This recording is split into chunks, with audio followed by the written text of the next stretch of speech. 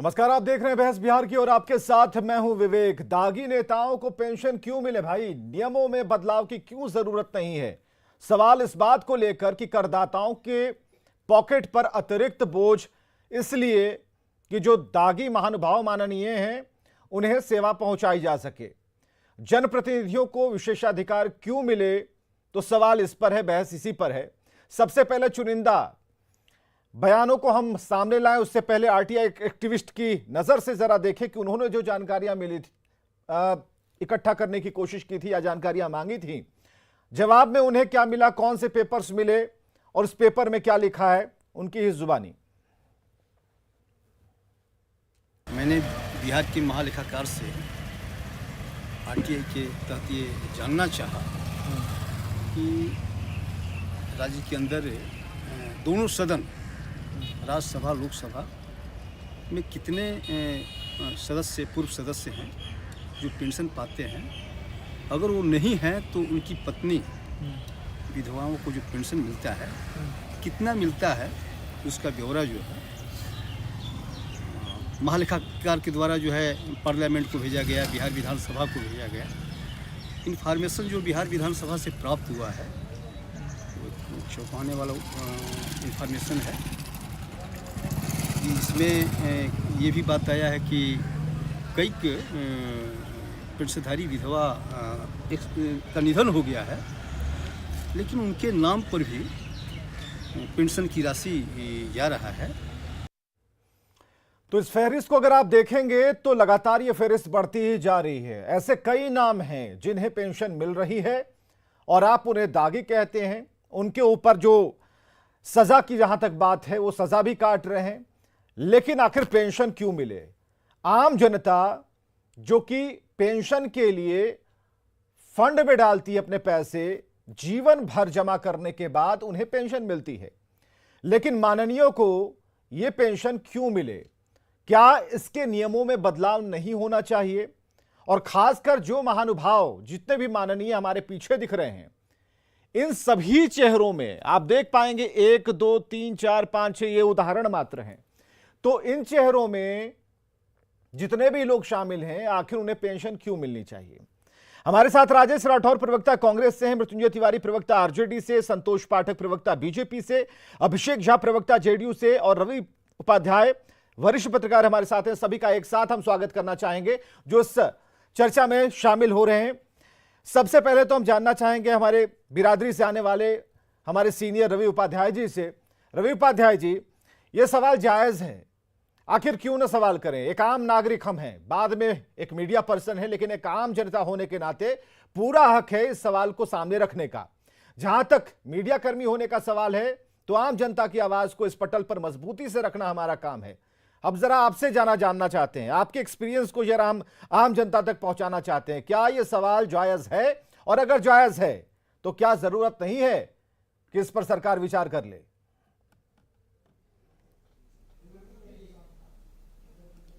विवेक जी, देखिए, निश्चित तौर पर इस मामले में सरकार को पुनर्विचार करना चाहिए, क्योंकि देखिए, आप देखिएगा ऐसे कई लोग हैं जो कहीं पर भी हैं, दागी कह लीजिए या सजा याफ्ता कह लीजिए, जो भी कह लीजिए आप उनको, वैसे लोगों को पेंशन का लाभ मिलता है। तो यह कहीं न कहीं, आप अगर आम आदमी को देखिए, हम लोग अगर मान लीजिए आप किसी सेवा में हैं, सरकारी सेवा में हैं, कहीं पर हैं, और आप अगर यदि किसी मामले में फंस गए या चले गए जेल, तो आपको आपका सब चीज बंद कर दिया जाएगा, लॉक हो जाएगा, जहां तक मेरी जानकारी है। तो ऐसे में इन लोगों के साथ को बैठे हुए हैं, हमारे टैक्स का, आपके टैक्स का, तमाम लोगों के टैक्स का पैसा चला जा रहा है। तो कहीं ना कहीं यह विचारणीय विषय निश्चित तौर पर है। सरकार को इस पर विचार करना चाहिए और ऐसे इस तरह का, इस पर निश्चित तौर पर यह मामला सरकार के संज्ञान में आना चाहिए। चलिए, रवि उपाध्याय ने स्पष्ट कर दिया, क्योंकि इनके एक्सपीरियंसेस जो कहते हैं उसके मुताबिक भाई, अगर आपके ऊपर दाग लग गया, अगर आपके ऊपर, आप आरोपी नहीं जबकि आपके ऊपर जो सजा है वो साबित, आपने जो गुनाह किया वो साबित हो चुका है, तो अब क्यों ना आपका वो सप्लाई पाइप जो है काट दिया जाए? क्यों आपको सप्लाई हो, पैसे क्यों दिए जाएं? आप पेंशन क्यों लेंगे? और अपने विवेकाधिकार के हिसाब से आपको खुद छोड़ देना चाहिए, क्योंकि आप जनप्रतिनिधि हैं, आप जनता की सोचते हैं, उनकी जेब की सोचते हैं। तो क्या मकसद यही है कि एक बार एमएलसी बन जाए या फिर एमएलए बन जाए और दोबारा ना भी बने तो चलता रहेगा? 35,000 वाला फॉर्मूला तो है ही, और दोबारा अचानक से कभी बन भी गए तो फिर कमाल हो जाएगा। हम दागियों की लिस्ट की अगर बात करें, कुछ चुनिंदा फोटोग्राफ्स के जरिए हम बता रहे हैं, लेकिन कुछ ऐसे भी चेहरे हैं जो लाखों में उठा रहे हैं आराम से, कहीं कोई दिक्कत नहीं है, कहीं जाने की जरूरत नहीं है। राजेश राठौर जी, इस पूरे मुद्दे को, मसले को किस तौर पर देख रहे हैं आप कांग्रेस के प्रवक्ता होने के नाते? देखिए विवेक जी, कांग्रेस के प्रवक्ता तो मैं हूँ ही, साथ साथ एक भारत के नागरिक भी हूँ। हम 4 पैनलिस्ट अगर आप बैठ के इस पे ये निर्णय ले लें कि उनको पेंशन मिलना चाहिए या नहीं मिलना चाहिए, एक बड़ा महत्वपूर्ण बात हो जाएगी। लेकिन एक बात तो स्पष्ट है कि अगर सरकार चाहती है कि उन्हें पेंशन न मिले तो सरकार अनेक प्रकार के संशोधन की है, कानूनों में संशोधन कर सकती है, विधि विशेषज्ञों से राय ले सकती है। अगर उन्हें लगता है कि ऐसे लोगों को पेंशन नहीं मिलना चाहिए तो कानून बना दे, बड़ी छोटी सी बात है। सरकार जब जब चाहती है तो कानून बना के कई प्रावधान लाई है कि नहीं देना चाहिए। हम 4 लोग एक आप बैठ के निर्णय ले ले तो बड़ा अतिशयोक्ति होगी। नहीं नहीं लगता है कि राजेश राठौर जी, कोई अतिशयोक्ति नहीं। हम यहाँ पर ऑर्डर सरकार को देने के लिए नहीं बैठे। आपने सुना होगा, हमें रवि उपाध्याय जी से हमने कहा कि क्या जरूरत आन पड़ी है कि सरकार इस पर कोई एक नीतिगत फैसला ले सकती है? भाई जो दागी हो चुके हैं उनकी तो सप्लाई पाइप आप काट ही सकते हैं।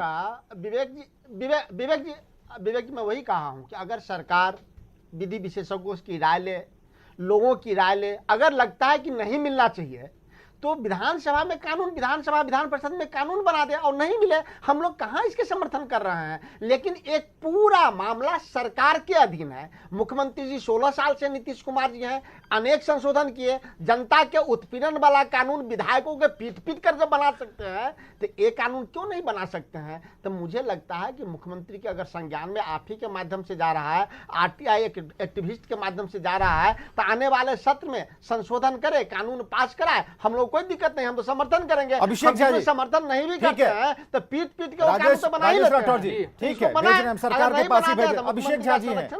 नहीं ठीक है, आपकी बात अभिषेक ने सुन ली। अभिषेक झा जी। हाँ जी, राजेश जी ने स्पष्ट तौर पर तो अपना कोई मंतव्य दिया नहीं विवेक जी, लेकिन इस मामले पर चर्चा करने के लिए हम लोग बैठे हैं। पहले जरा दागी शब्द को समझने की जरूरत है कि भारत के संविधान में ऐसा होता है कि कोई भी किसी पर भी आरोप लगा सकता है और किसी भी तरीके का आरोप लगा सकता है। अब न्यायालय में आरोप जिस पर लगता है उसको साबित करना पड़ता है कि मैं दोषी नहीं हूं। अन्य देशों में आपने देखा है कि जब आरोप लगाया जाता है किसी व्यक्ति पर, तो जो व्यक्ति आरोप लगाता है उसको साबित करना होता है कि सामने वाला दोषी है। तो आरोप लगना एक बात होती है और उसके बाद ट्रायल, न्यायालय की प्रक्रिया चलने के बाद दोषी करार होना एक अलग बात होती है। पहले के अपेक्षा अब तो संशोधन भी हुआ है कि जितने लोगों को 6 साल से अधिक की सजा हो रही है, इंप्रिजनमेंट उतना है, वो लोग चुनाव अब नहीं लड़ सकते हैं। तो एक तो संशोधन पहले ही हुआ कि वैसे लोग चुनाव में पार्टिसिपेट नहीं कर सकते हैं। अब आज जिस विषय पर चर्चा करने हम लोग बैठे हैं कि ऐसे लोगों को पेंशन का लाभ मिलना चाहिए कि नहीं मिलना चाहिए। देखिए, विधायिका लेजिस्लेशन, उसमें जितने नियम, कानून और प्रावधान बने हुए हैं आज तक, जितने भी बने हुए हैं, उसके हिसाब से ऐसे लोगों को भी पेंशन का लाभ मिलता है, क्योंकि वो एक बार किसी संवैधानिक पद पर चले गए थे। संवैधानिक पद पर जो भी व्यक्ति जाता है वो उस समय के लिए समाज को अपनी सेवाएं देता है। इसके एवज में ही सरकार की तरफ से, या केंद्र की सरकार हो या प्रदेश की सरकार हो, उसकी तरफ से उसको वेतन की राशि मिलती है, अन्य सुविधाएं मिलती है, या फिर पेंशन की राशियां मिलती है। तो अब इन सारी चीजों में पहले भी संशोधन हुए हैं जहां तक दागी होने की बात है। तो अब आने वाले समय में अगर ये प्रस्ताव सामने आता है, ये कोई एक स्पेसिफिक पार्टी की बात नहीं। जिस तरह से राजेश जी गेंद को कहीं और फेंकने की कोशिश कर रहे थे, समझने की चीज है कि ये सिर्फ एक स्टेट, एक राज्य का मामला नहीं है। हर राज्य में राजेश राठौर जी कहां फेंक रहे थे? पूरे देश में यह मामला आता है, हर पार्टी की। राजेश राठौर जी कहां फेंक रहे थे? कहां पहुंच गई गेंद आपकी?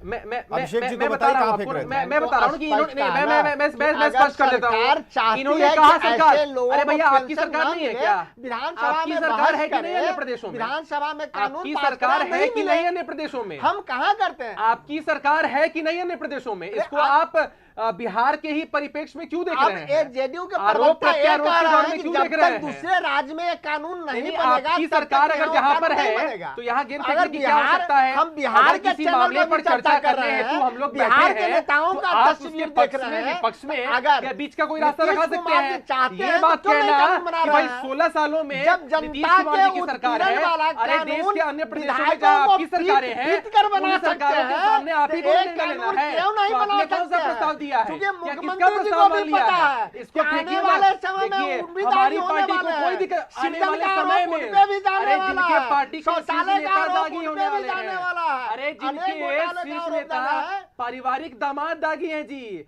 कितने बड़े बड़े नेता दागी हैं। अरे चिदम्बरम अगर साहब दागी जेल नहीं चले गए है, हैं। यहाँ तस्वीर अगर दिखती है लालू जी सीजन में की, आपसे जेल के अंदर पूछताछ है। नहीं हो अरे रही है जो कि दिखता आप है साफ नहीं है। महागठबंधन के लोग जेल सीजन के के अंदर हैं, मुख्यमंत्री कौन? दागी हैं, पहला अपराध देश के, के भ्रष्टाचार पहला बार के हुआ एक कि कुकृत्य देश के के प्रधानमंत्री सिंबल लोग हैं किसी और उनकी मुख्यमंत्री तरफ से को हो रहा है 55 कि हम घोटाले के समर्थन आरोपी करेंगे। बनाए। अरे जरा वो पूछ 55 लीजिए घोटाला पार्टी के से, आरोप में पूछ मुख्यमंत्री लीजिए किस आला दिन कमान जेल से जाएंगे, कि ये लंबी कोई नहीं फहरिस्त है जानता। दागियों की। जब अपना नीतीश पेंशन कुमार जी कॉम्प्रोमाइज करने दिल्ली को जाते तैयार हैं, है, अपना विपक्षी पेंशन दलों से कॉम्प्रोमाइज मिलते करने को हैं, तैयार है। तो सृजन में अरे राजेश जी जरा सृजन पूछिए के ना, लोगों में जेल गिरफ्तारी गए होती हुए है। आपके लोग तो मुख्यमंत्री पेंशनवा जी सरेंडर खुद करेंगे? सहमे नहीं करेंगे डरे हुए सरेंडर। व्यक्ति हैं। आप एक काम अगर करिए, मुख्यमंत्री जी गेंद चाहते फेंका फेंकी हैं करते रहिए, कि उससे अगर कुछ यह नहीं कानून होगा। बने तो बने। राजनीतिक सुचिता को जितना आप लोगों ने आज तक तार किया है ना, कानून उसी का बनाने में नतीजा है विधायकों को पीट कर जब बढ़ा भ्रष्टाचार सकते हैं, और ये कांग्रेस। लगता है भ्रष्टाचार। अरे हम मदद कर रहे चलिए हैं। इस बहस को हम आगे बढ़ाते हैं। ठीक है, इस बहस को हम आगे बढ़ाते हैं। कांग्रेस ने जहां गेंद फेंकी थी, कांग्रेस की गेंद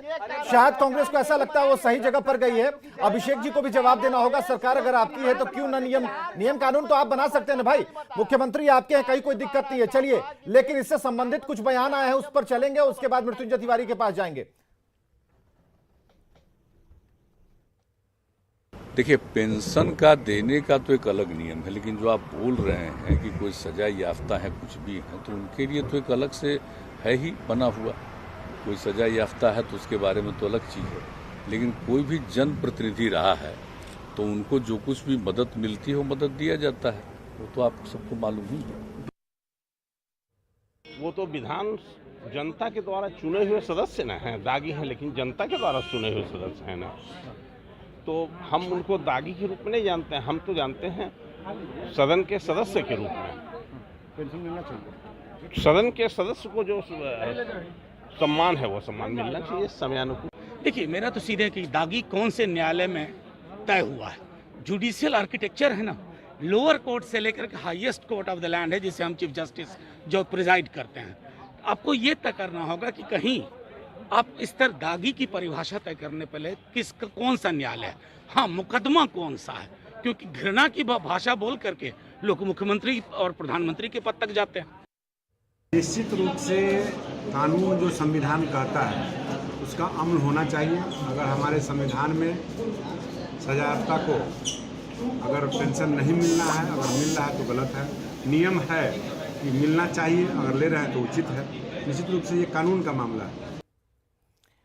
तो कुल मिलाकर यह है कि अगर जो जनप्रतिनिधि हैं वो अपनी निधि को मजबूत करने में लग जाएं तो सवाल खड़े होंगे। मुख्यमंत्री तक यही सवाल लेकर हम गए। उन्होंने जो अपना जवाब दिया कि दागियों के लिए है ना भाई, कुछ कानून है, उनके लिए नियम हैं, लेकिन जो जनप्रतिनिधि बन जाते, जो आ जाते हैं सिस्टम में, उनके लिए भी एक मानक सेट किया हुआ है।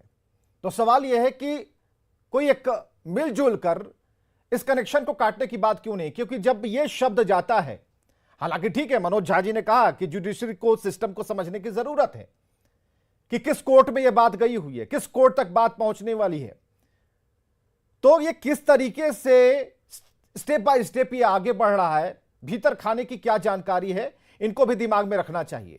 लेकिन कुल मिलाकर हम आपको बताना चाहते हैं कि बात है, इस बात को लेकर, इस बात में दम है कि ये पाइपलाइन कटनी चाहिए, एनर्जी पाइपलाइन जो है उसे काटना चाहिए, ताकि आगे चलकर कोई नेता ये सबक ना ले लें कि चलिए कुछ भी होगा, मिलता रहेगा। मृत्युंजय तिवारी जी। जी हाँ विवेक जी। हाँ मृत्युंजय तिवारी जी, सवाल तो इस बात को लेकर के है कि आखिर क्यों मिले। देखिए विवेक जी, जो भी नियम और कानून बने हुए हैं पेंशन को लेकर, और रही बात दागी को लेकर, तो राजनीति करने वाले लोगों को मुकदमे में और न्यायालय में जो भी लोग, बहुत सारे केस ऐसे भी होते हैं जो राजनीतिक विरोध के कारण किए जाते हैं, लेकिन ये जो माननीय न्यायालय है, माननीय न्यायालय में इसकी क्या परिभाषा है और क्या सरकार का संवैधानिक रूप से ये फैसला लिया गया, ये हम और आप डिबेट में तो बैठ कर तय नहीं करेंगे कि नहीं मिलना चाहिए, क्योंकि वो जनप्रतिनिधि रहे हैं, और जनप्रतिनिधि अगर वो आज नहीं भी हैं तो भी जनता उम्मीदों के साथ उनके पास आती है। वो तो अगर ठीक है, पेंशन जनता ने उनको जिस मिलता उम्मीद है, से उन उनका तो जनप्रतिनिधि अपने को चुना जीवन का- था, उस उम्मीद पर तो खरे नहीं उतरे, तभी तो कोर्ट कचहरी के चक्कर में गए। नहीं, खरे नहीं उतरे। हमने क्या कहा, कोर्ट और कचहरी, मुकदमा तो बहुत तरह का होता है ना विवेक जी, राजनीति में फोटो चला, आप देखिए, बहुत देख लीजिए, तरह हम के तो चला केस रहे हैं, देख मुकदमे लीजिए। होते हैं, हाँ। रोज होता है। नहीं, हम लोग ठीक है, वो आप जो आरटीआई से लोगों ने निकाला है, हम ये नहीं कह रहे हैं कि उनको, लेकिन जो राजनीतिक दल हैं, जो नेता हैं, जिन्हें आप दागी कह रहे हैं, माननीय न्यायालय जब तक उनको अंतिम फैसला नहीं हो जाता है तब तक आप इस पर कौन मुहर लगाएगा? हमें जरा ये और बताइए, अगर जिनके ऊपर उनको फैसला दी हो जाती चुका है, पेंशन, जिनके तो ऊपर वो फैसला हो पेंशन- चुका है, जो सजा याफ्ता है, क्या उन्हें भी फैसला सप्लाई जारी देखिए, रहनी चाहिए विवेक पेंशन जी, वाली? विवेक जी, माननीय न्यायालय के जो सर्वोच्च न्यायालय है, वहाँ से अगर फैसला हो जाता है, फिर किन कारणों से है, चूंकि एक बार अगर आप जनप्रतिनिधि बन जाते हैं तो फिर जनता के लिए आप सब दिन का, जब तक आपका जीवन है, उत्तरदायी हैं, लोग आते हैं आपके पास अपनी समस्याओं को, दुख दर्द लेकर के। मतलब आपके हिसाब से जीवन आरजेडी को की अगर आरजेडी की पेंशन तरफ से मिलता तो प्रवक्ता है, आप ही हैं, तो आपका भी- आपके हिसाब से ये जारी रहना चाहिए? जी, जारी रहने का हम नहीं कह रहे हैं, मेरी बात को समझिए। हमने कहा कि केस और मुकदमे के कैटेगरी को देखना होगा, और माननीय सर्वोच्च अभी न्यायालय तक की जो कैटेगरी क्या हमने उस बनाई पर है, जो टिप्पणी तस्वीरें है, हम जब दिखा तक- रहे हैं, उस कैटेगरी में बिल्कुल कहीं कोई दिखने और दिखाने जैसी चीज नहीं है। अभिषेक, आप कह सकते हैं अपनी नहीं, बात। दिखने जी हाँ विवेक जी, आपने मुझे मौका दिया। देखिए विवेक जी, वाइवा में कई बार जब सामने वाला एग्जामिनर अपने विद्यार्थी से कुछ ऐसा पूछ देता है जिसका जवाब उसको नहीं मालूम होता है, तो गोल गोल घुमाता है। ठीक उसी तरह से तिवारी जी भी घुमा रहे हैं। तिवारी जी भी घूम के कहाँ चले जाएंगे भाई? इनकी पार्टी के पे ही आ जाएगा ना वो चीज। नंगा नाच कीजिएगा ट्रेन पर, तो उसको तो हटाइए ना पहले। नंगा नाच करने वाले को ट्रेन पे हटाएंगे, ये गोल और चौड़ा करके हमको परिभाषा समझाएंगे। किस तरह का सारा तर्क, अगर देखिए विवेक जी, अगर राजनीतिक डिबेट इस पे करेंगे तो इनको अभी हम पोल खोल करके रख देंगे। इनके एक विधायक को पेंशन नहीं मिलना चाहिए, जो नंगा नाच करेगा वो पेंशन लेगा, वो जनता का प्रतिनिधि है, और इनके यहाँ सारे अपराधी हैं, स्टेज से लेकर के, ट्रेन से लेकर के स्टेज तक नंगा नाच करने वाले इनके यहाँ है। और ये कह रहे गोल गोल, ये सही विषय पर डिबेट हो रहा है, लेकिन जेडीयू को तो बीमारी है, उनको कीड़ा काटेगा, वो चले आएंगे फिर वही, उनको कीड़ा काटेगा, चले आएंगे वही। ये 3 नंबर की पार्टी, जनता ने जिन्हें रिजेक्ट कर दिया, पार्टी उनको पेंशन तो छोड़िए, इनको तो वेतन भी नहीं मिलना चाहिए। जो ट्रेन में नंगा नाच करेगा उनका तो वेतन भी बंद कर देना चाहिए। अरे तो ये क्या बात कर रही है? अंदर बंद है, ये डिबेट को डाइवर्ट मत कीजिए। उनको मिलना जो चाहिए। सही अगर अरे जानकारी मैंने तो नहीं वही कहा, है अरे तो आप जानकारी ले लीजिए, और आपको नहीं तो फिर जानकारी इधर का उधर अभाव इधर है। उधर की बात मत आपको अगर कीजिए। नहीं समझ वो में आ रहा है, ठीक है, अब अभी किया एक गया चीज है। क्लियर कर दीजिए। ठीक है, सवाल हम अगर जरा नहीं बीजेपी का भी समझे स्टैंड हैं, जानते हैं। संतोष इसका पाठक जी, सवाल सांस ले जवाब लीजिए, वही है, सांस ले लीजिए, तो सिर्फ राजद को सांस ले लीजिए। दोनों ही लोग सांस ले लीजिए, दोनों माननीय भाई सांस ले लीजिए, थोड़ा आराम कीजिए। संतोष पाठक जी, प्रवक्ता बीजेपी से, संतोष पाठक जी, बीजेपी का स्टैंड क्या है ये जरा क्लियर कीजिए। संतोष पाठक जी, भाषण देने से थोड़ा होगा, वो क्या सवाल है, गंभीर सवाल है। संतोष पाठक जी, इसकी गंभीरता को समझिए, ये राजनीति का हर विषय नहीं है। संतोष पाठक जी, नहीं होता है का कारण मैं समझ सकता हूँ। हर समय संतोष हल्ला नहीं पाठक जी, करना चाहिए। बीजेपी का स्टैंड क्या है इस पर?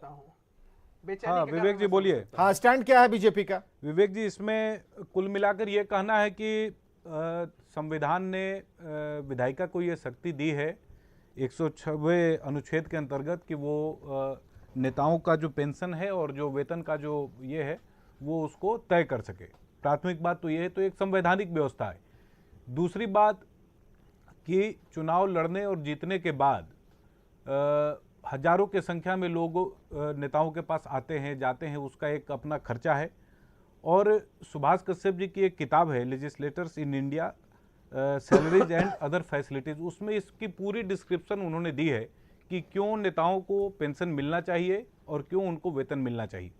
और रही बात कि दागियों को मिले ना मिले, इस पर तो हम लोग आपस में बैठ के इस विषय को तो तय नहीं कर सकते, लेकिन ये जो पेंशन बढ़ोतरी का जो मसला है ये सन 2006 में नहीं, ठीक है, वो आज का जो विषय है 2006 के पहले, संतोष पाठक जी, आज का जो विषय है इसी बात को लेकर है कि जिनके ऊपर चार टर्म जीते हुए जिनके ऊपर आरोप सिद्ध हो चुके हैं, कांग्रेस ने संतोष जी, इस चीज को, संतोष जी, जिनके ऊपर आरोप सिद्ध हो चुके हैं, तो हम तो वही कह रहे हैं एनर्जी पाइपलाइन क्यों ना कट जाए, क्यों मिले पेंशन भाई, क्या जरूरत पड़ी है? नहीं, अभी कई लोगों पर इस पर विवाद है। अभी ये शक्ति विधायिका के पास है, वो आने वाले समय में जब लेजिस्लेशन इस पर होगा तब हम लोग इस पर डिसीजन लेंगे। अभी हम लोग आपस में बैठ के तो इस विषय नहीं डिसीजन नहीं, लेकिन एक ठीक है, मामला तो ऐसे ही उठता है ना, सरकार तक बातें जाती है ना। आप और अभिषेक जी यहाँ प्रवक्ता के तौर पर बैठे हैं, तो नियम तो आप ही लोग को कानून को देखना है, संशोधन करना है, सभी से मिलकर बातचीत करनी है। तो विधायिका किस तौर पर इसे लेगी? सबसे बड़ी बात है कि जो लोग विधायिका के पेरिफेरी में जो लोग काम कर रहे हैं, ऐसे लोगों को भी थोड़ा सा आपस में इस चीज़ को समझने की आवश्यकता है कि समाज में ये राय न बने लोगों के बीच में कि जो लोग विधायिका के क्षेत्र में काम कर रहे हैं और जो लोग राजनीतिक क्षेत्र में काम कर रहे हैं उसमें से अधिकतर लोग दागी ही हैं। ये भी मीडिया की एक जिम्मेदारी है कि जो हमारे राजनीतिक क्षेत्र में जो कार्यकर्ता काम कर रहे हैं उनके बारे में जो अच्छी बातें हैं उनके बारे में भी मीडिया बताए, ये भी एक विषय है। बिल्कुल, उनके बारे में अच्छी अच्छी बातें हम बताते हैं।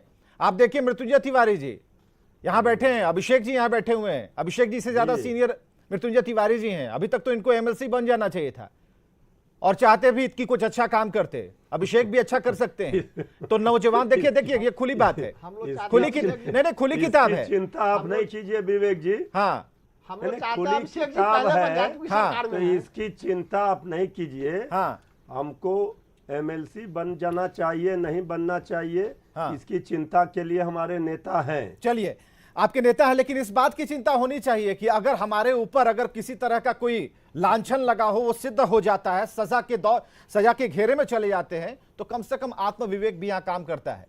ऐसा नहीं लगता कि इसमें संशोधन हो जाना चाहिए? हम रवि उपाध्याय के पास चलेंगे। तो पैमाना होगा ना कि बस वही पैमाने, उसी पैमाने को तो सेट करने के लिए कह रहे हैं, वो सरकार सेट करेगी पैमाना, आप लोगों से बात करेगी, बुला के बात करेगी।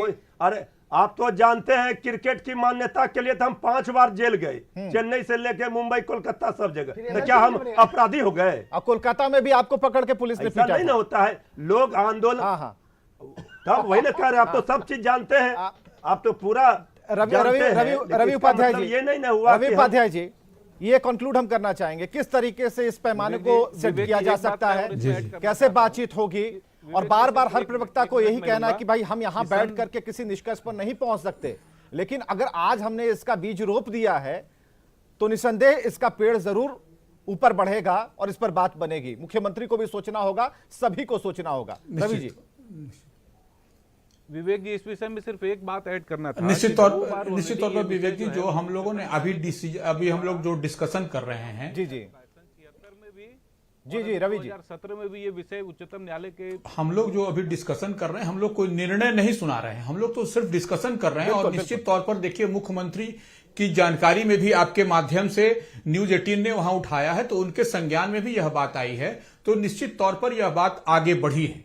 तो यह जब बात आगे बढ़ी है तो कहीं ना कहीं ये जो पैमाना तय करने की बात मृत्युंजय जी कर रहे हैं या तमाम लोग जो बैठे हुए लोग कर रहे हैं, तो निश्चित तौर पर यह बात आगे जाएगी और इस पर कहीं ना कहीं सरकार के संज्ञान में, नीतीश कुमार के संज्ञान में यह बात आई है, तो यह बात आगे बढ़ी है और इसके लिए धन्यवाद कि आपने इस बात को उठाया है विवेक जी। रवि उपाध्याय जी, कितना मुश्किल और कितना आसान है आज जो दोनों ही बात होगी, क्योंकि ठीक है, मुख्यमंत्री ने आज जो दो बातें कही कि उसके लिए अलग से नियम प्रावधान है, और दूसरी बात जो पेंशन वाली स्कीम है उसके बारे में सभी लोग जानते हैं, कैसे ये पहले साल में कितना मिलता है, दूसरे तीसरे चौथे साल और दोबारा जीतने पर क्या मिलता है, ये फॉर्मूला आम जनता को ही पता है। लेकिन आम जनता ये पूछना चाहती है, आज के बाद से ये सवाल और भी कड़ा होगा कि आखिर क्यों टैक्स पे ही हम हैं, जिंदगी भर पीसते हम हैं, तो फिर आखिर उन्हें क्यों मिले? क्योंकि देखिए, किसी जनप्रतिनिधि को पेंशन मिलना यह सवाल हमारा नहीं है।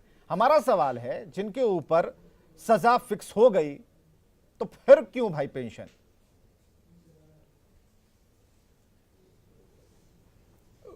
रवि जी, एग्जैक्टली सही बात है, और वही हम कह भी रहे हैं कि जब उनको आप चुनाव लड़ने से आप चुनाव नहीं लड़ सकते हैं, बिल्कुल, वो उनको इस पे रोक है, तो फिर आप अन्य जो पेंशन फिर क्यों? ये सवाल तो है। इसको तो आप इस तरह से नहीं साइड हटा सकते कि वो जब चुनाव नहीं लड़ सकते, जब वो और भी बंदिशें हैं उनके साथ, जब वो जेल की सलाखों के पीछे हैं, तो ऐसे में फिर वो पेंशन मिलने की बात कहां से कैसे आ रही है? वो आप उनको मेडिकल फैसिलिटीज तो दे रहे हैं, माननीय होने के नाते सरकार यह प्रावधान है कि उनको अगर यदि कोई बीमारी होती है तो वो सारा सुख सुविधा उनको माननीय का मिलता है। वो तो फिर ये पेंशन देने की क्या आवश्यकता है, ये समझ से परे है हमारे। और यही तो बिहार की जनता और देश की जनता जानना भी चाहती है। इसको सिर्फ बिहार के कंटेक्स्ट में हम लोग न देखें, बिल्कुल बेहतर होगा। इसको और भी हम लोग बृहद पैमाने पर देखें तो और अच्छा होगा, और सब लोग उस बात को समझ सकेंगे कि कैसे उन लोगों को पेंशन दिया जा रहा है जी। यही बात तो सब लोग जानना चाह रहे हैं। और आज हम एक बार फिर दोहराएंगे कि आज न्यूज 18 ने इस मामले को उठाया है। आरटीआई एक्टिविटीज ने जो कार्यकर्ता उन्होंने उठाया, और उसके बाद से न्यूज 18 ने मुख्यमंत्री के संज्ञान में दिया। तो यह बहुत अच्छी पहल है और बेहतर है ये। चलिए संतोष पाठक जी, अपनी बात कह सकते हैं आप। नहीं, मैं इसको सिर्फ एक बात इसमें ऐड करना चाह रहा था विवेक जी, कि ये विषय पहले भी न्यायालय के समक्ष पेश किया जा चुका है, सन 76 में भी और 2017 में भी। इस विषय को माननीय उच्चतम न्यायालय ने 2 बार ऑलरेडी ट्रिगर डाउन किया हुआ है।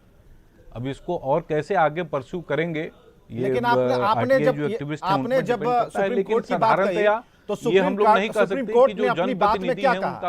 अपनी बात में उन्होंने क्या कहा कि हमारे ये विशेषाधिकार में नहीं है। इसकी रीडिंग है, आप इसको देखिए जी।